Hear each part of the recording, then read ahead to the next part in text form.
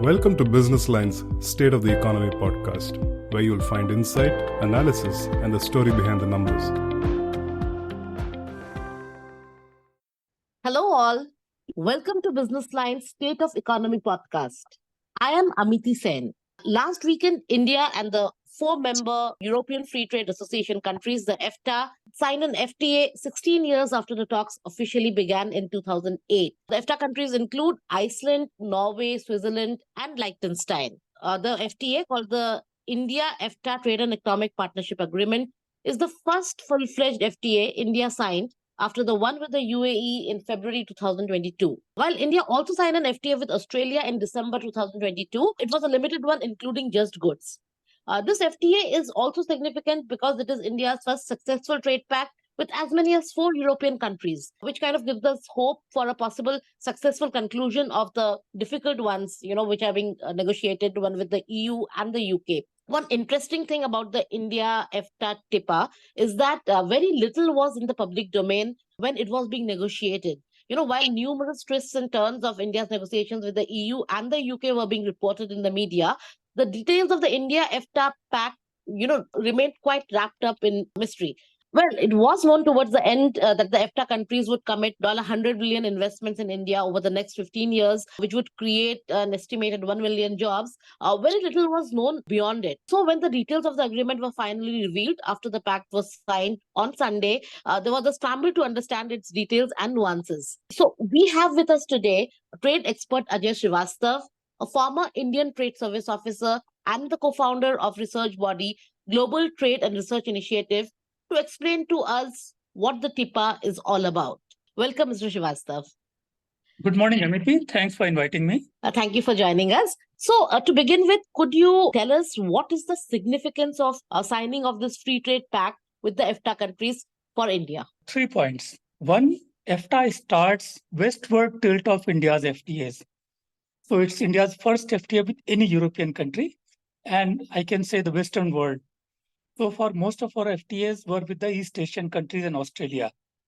Point number 2 is, with this FTA, new issues like sustainability, labor, IPRs have entered the FTA text in a substantial way. So far, India was largely avoiding taking commitments on these issues. And number 3, if I say, then it is proven that every country wants to do an FTA with India, and reasons are very clear: to bypass our high tariff walls to access large market. Right. So, one of the highlights of the FTA, for India, which has been basically also underlined by the government time and again, is the promise made by the countries to invest $100 billion into the country over 15 years. That would create an estimated 1 million employment. So this is probably the first time that this kind of an arrangement has been made in an FTA. So could you tell us how much enforceable this commitment is? So everyone has become very passionate about this, and even experts are divided on this. But my take is this: if we cut through the verbose legal text, we can see that the promised investment and jobs will happen on 2 conditions. India continue to grow fast at the rate of 9% or more in dollar terms. And number 2, the Swiss FDI invested in India, it continues growing at the rate exceeding 16% annually for the next 15 years. So these 2 conditions have to happen. And if these 2 conditions do not happen, the both sides will lower ambitions. So 100 billion or 1 million jobs, they are not cast in stone. But this is how businesses happen. How can Swiss government force their firms to invest if they don't earn profits? If India is not happy, it may not extend tariff concessions on select items in a proportionate way.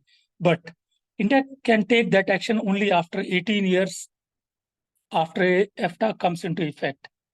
So I read the investment part as a statement of positive intent, nothing more than that. So this $100 billion amount is contingent upon Indian GDP growing at 9%. Is that so? I mean, if it does not grow at 9%, if it is, say, 7.5 or 8%. So as you explained, this amount could be adjusted downwards. Yeah, they say that in the past 2 decades, Indian nominal GDP in US dollar terms grew at this rate. and they expect it will continue to grow at least at this rate. And the legal text very clearly says that this is the perception of India. So India has committed that it will go at this rate. Like I said, that the figures are not cast in stone. If the growth is not there, or even if growth is there and Swiss funds are not earning 16% returns, then also the aims will be lower down. This is something very, very important that you have highlighted.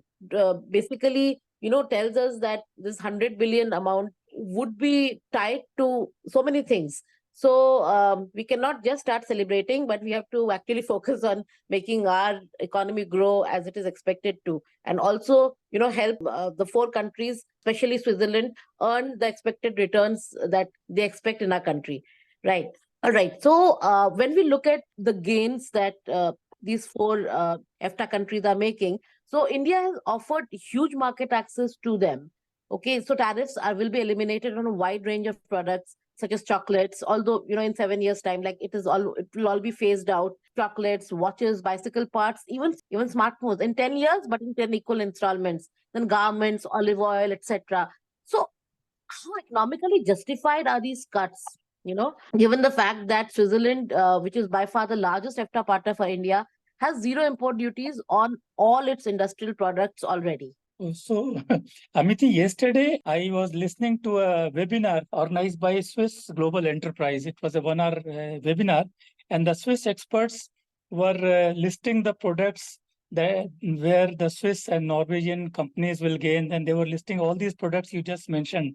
So, if I think about what India is gaining, so I have nothing to say. EFTA will have no impact on India's merchandise exports, as you rightly said. It has two reasons.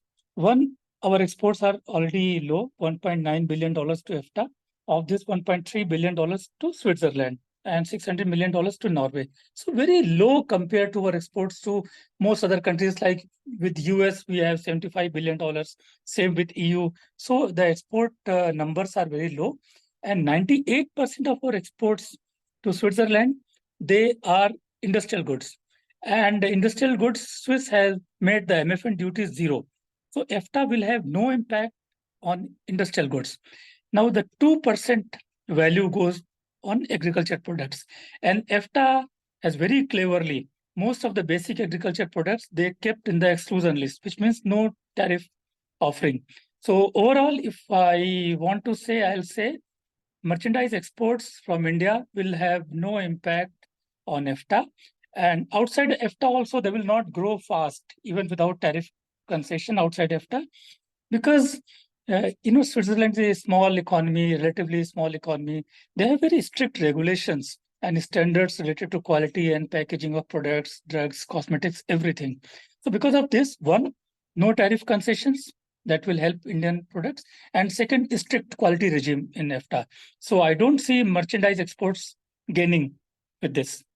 Right. So, like whenever a free trade pact is signed, so there are other countries who are keeping a very keen eye on what has happened, because they want to basically, also line up their demands with what India has already given other countries. So now that with the EFTA FTA, India has offered, duty elimination on such a wide variety of products. Do you think that the similar tariff concessions would be demanded by our other partners, for instance, EU or UK, and also others with which we are having an FTA review, say Japan or South Korea? Do you think that this can become a template, and we can be basically there could be a deluge of similar demand? You are absolutely right. In fact, it's more than that. It's a standard operating procedure. If I am suppose negotiating an FTA with UK, I look at all the FTAs where UK has extended the tariff and other concessions. We say, give me this. So max of all their FTAs put together will be the case in this case. So India also does that, and other countries will also do that. How we bargain depends on our needs and need for balancing of the FTA. Right. So, so far in this conversation, we have already established the kind of market access we are giving the EFTA countries. EFTA countries have promised to give us investments, which is also legally binding, but there are so many conditions attached to it. So we do not know what the final value will be. So given that, do you think that India might have got some concessions in services which have not been noticed very well so far? Because I don't think that too much conversation has happened around that. But, on the day of the signing, the Norwegian senior officials and Swiss officials, they have, and especially Switzerland, it said that it has offered to open up over 120 of 156 services, including audit and accounting, legal, IT, healthcare, etc., for Indian companies with easier visa rules. And Norway also said that there will be easier visa rules. But what exactly has been committed to? So I'll answer in two parts. First is, let's understand how, if any country offers us any good thing in services, how does it help our firms? So if suppose tariff on a smartphone in India is 20% currently, and we say, okay, Swiss smartphone can enter India at zero tariff after some time, then they get 20% cost advantage immediately over the non-FTA partners. This is not the case with services. Services, what happens is that any country, including India, we bind the current policy. Suppose we say FDI in financial sector is allowed to foreign firms at 75%. So if I agree to this, extend this concession to Switzerland, then if tomorrow I go back from 75% to 50%, that will not apply to Switzerland, but to the rest of the world. So the max, if I agree to grant something, that means I'm binding the current level of policy, which means business will continue to work as it is on the basic currently prevailing policy conditions. And it only provides certainty from any future drag on the policy. So that's one. Unlike tariff, where immediate benefit is there, in services, there is no immediate benefit. It only provides certainty from future negative policy making. So that's the difference in goods and services. Now, what EFTA has given to us. So EFTA has made very liberal commitment to the WTO in GATS. So they made commitment in 112 sectors. They have offered 15 sectors more to India over GATS. So these sectors, one of the sectors very much talked about sector is, say, audiovisual. Audiovisual, is filmmaking and OTT making and all the back office work, but it's not a clean commitment on audiovisual. They made commitment on tech support or sound recording part of the audiovisual business, not the full. And even if you are doing the back office work, that is mode one, through internet you are supplying back office work in India for Swiss, that has to be qualified by Swiss norms on cultural sensitivities. I mean, if it's not meeting those norms, they may not agree to this. So I say audiovisual is one sector where tech support, back office, and some of the mode 3 permissions are given, but it's not unequal.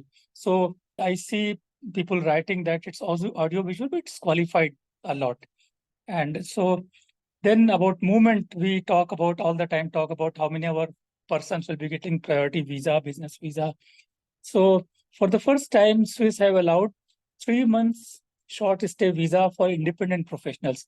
Movement of professionals is in two categories. One is firm to firm movement. Infosys has an office in Geneva, and then its engineers move there.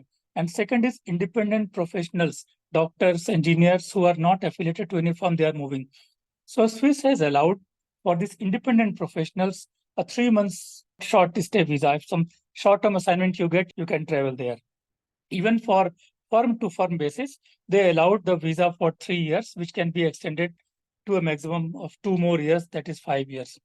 And on India's demand, they have committed, say Norway has fully committed yoga as one of the regime for mode 1, 2, and 3, and 4 also. But 4 requires movement of yoga teachers, which will be subject to visa duration and other limitations. But Switzerland has not committed anything on yoga. It's Norway which has committed. Right. So basically, so in services, it's in bits and pieces. It's largely what is there already in GATS, which has been committed to, and maybe a little beyond that. And for certain services here and there, they have done it, but there are also lots of conditionalities attached, as you said.